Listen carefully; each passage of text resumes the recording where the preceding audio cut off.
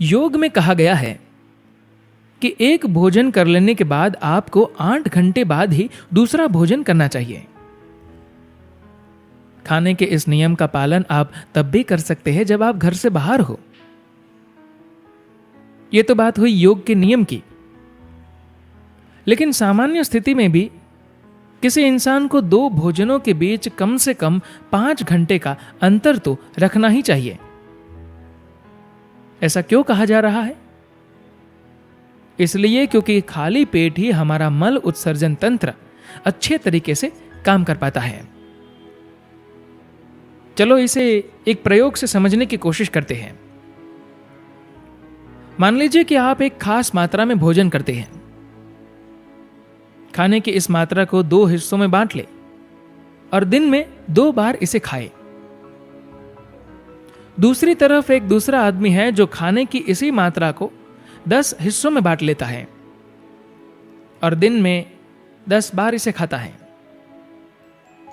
आप देखेंगे कि जो शख्स इसे 10 बार खा रहा है वह मोटा होता जाएगा। जरा सोचकर देखें, 10 बार खाने वाले ने भी तो उतना ही खाया जितनी 2 बार खाने वाले ने। फिर ऐसा क्यों हुआ कि 10 बार खाने वाले पर मोटापा चढ़ गया और 2 बार खाने वाला ठीक ठाक रहा? ऐसा क्यों हुआ? ऐसा इसलिए हुआ क्योंकि 10 बार खाने वाले का मल उत्सर्जन तंत्र ठीक तरह से काम नहीं कर रहा है। ऐसे मामलों में तमाम कचरा जिसे शरीर से बाहर निकल जाना चाहिए था वह बाहर नहीं निकल पाता, क्योंकि पेट किसी वक्त खाली ही नहीं रहता, वह तो लगातार भरा हुआ है। जब पेट में खाना है और पाचन तंत्र काम कर रहा है तो मल उत्सर्जन तंत्र प्रभावशाली तरीके से काम नहीं कर पाता। सफाई तभी अच्छी तरह से होती है जब पेट खाली होता है। आपने कभी गौर किया होगा कि जब आप बहुत बीमार पड़ते हैं, बेहद कमजोर हो जाते हैं, और फिर जब आप बिस्तर से उठने की कोशिश करते हैं तो आप कैसे चलते हैं? एक एक कदम फूंक फूंक कर रखते हैं। जब आपका शरीर हल्का हो जाता है तो आपके भीतर तमाम दूसरी चीजों के प्रति सजगता अपने आप ही बढ़ती जाती है। मान ले आप बहुत ज्यादा भूखे हैं और खाना आपके सामने रख दिया जाए तो क्या होता है? आप दोनों हाथों से टूट पड़ते हैं उस खाने पर। दरअसल जब आप बहुत ज्यादा भूखे होते हैं तो आपका पूरा शरीर बस एक ही चीज चाहता है, उस खाने को जल्दी से जल्दी खा लेना चाहता है। लेकिन तब आप एक पल के लिए रुके। खाना शुरू करने से पहले हर उस शख्स और चीज के प्रति आभार व्यक्त करें जिसकी बदौलत यह खाना आप तक पहुंचा है। मसलन वह खेत, वह किसान, वह व्यक्ति जिसने खाना बनाया, और वह भी जिसने इसे आपको परोसा। इसके अलावा उस खाने को भी धन्यवाद देना चाहिए, क्योंकि यह आपको जीवन दे रहा है। देखने में भले ही ये छोटी सी बात लग रही है, लेकिन यह आप पर आपके शरीर की पकड़ को ढीला कर देती है। इससे यह एहसास होता है कि आप महज एक शरीर नहीं हैं। जब आप बहुत भूखे होते हैं तो आप महज एक शरीर होते हैं। अपने अंदर थोड़ी सी जगह बनाइए। अब आपको लगेगा कि आप अब उतने भूखे नहीं हैं। भूख जहां की तहां है, आप भी वहीं हैं, पर फिर भी लगेगा मानो सब ठीक ठाक है। इसी बात को अगर आपने समझने में देर कर दी तो यकीन मानिए आपका उपवास कष्टकारी हो जाएगा। यहां एक बात और बहुत महत्वपूर्ण है कि किसी भी हाल में जबरदस्ती न किया जाए। अगर आप शरीर के प्राकृतिक चक्र पर गौर करेंगे तो आपको पता चलेगा कि मंडल नाम की एक चीज होती है। मंडल का मतलब है कि हर 40 से 48 दिनों में शरीर एक खास चक्र से गुजरता है। हर चक्र में 3 दिन ऐसे होते हैं जिनमें आपके शरीर को भोजन की आवश्यकता नहीं होती। अगर आप अपने शरीर को लेकर सजग हो जाएंगे तो आपको खुद भी इस बात का एहसास हो जाएगा कि इन दिनों में शरीर को भोजन की जरूरत नहीं होती।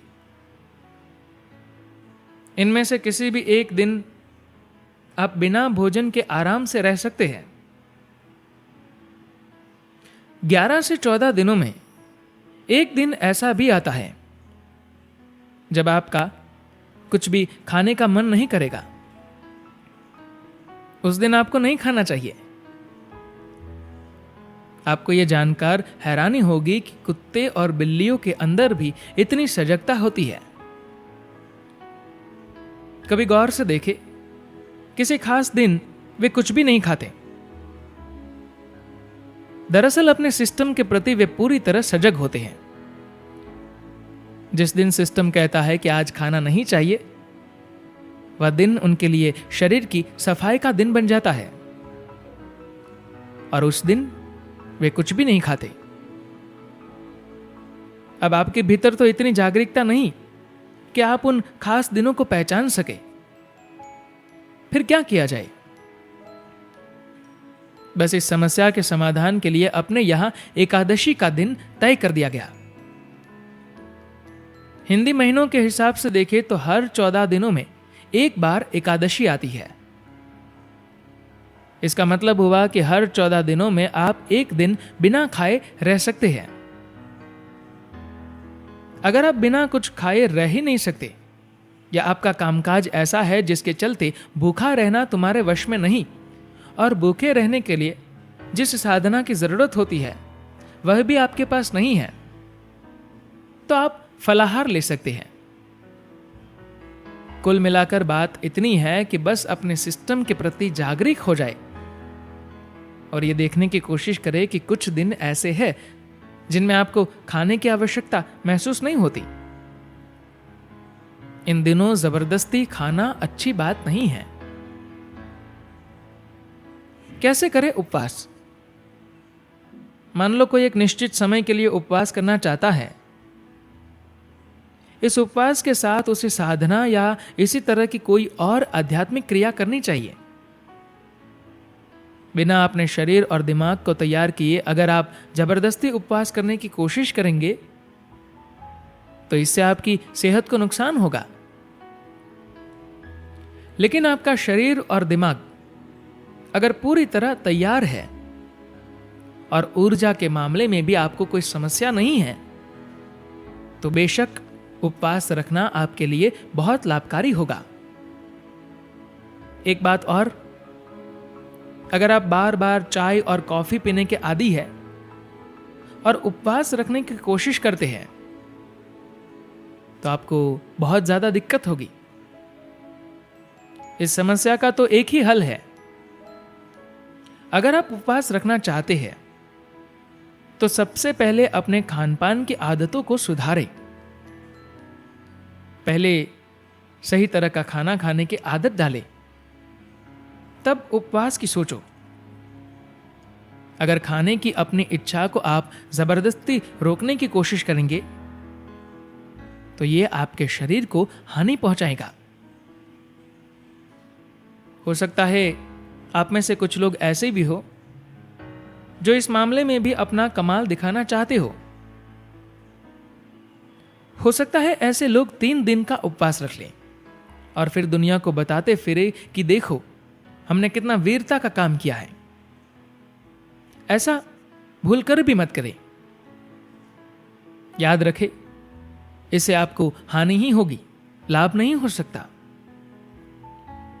होगा यह कि आप खुद को कमजोर बना लेंगे। ऐसा कुछ भी करने से बेहतर यह है कि आप अपने अंदर इस बात की गहरी समझ पैदा करें कि शरीर कैसे काम करता है और आपके लिए सबसे अच्छा क्या है।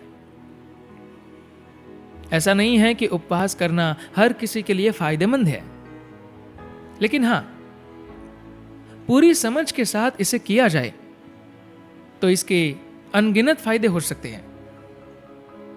तो बस अपने शरीर की उस खास स्थिति को पहचाने और उस दौरान खाना छोड़ दे।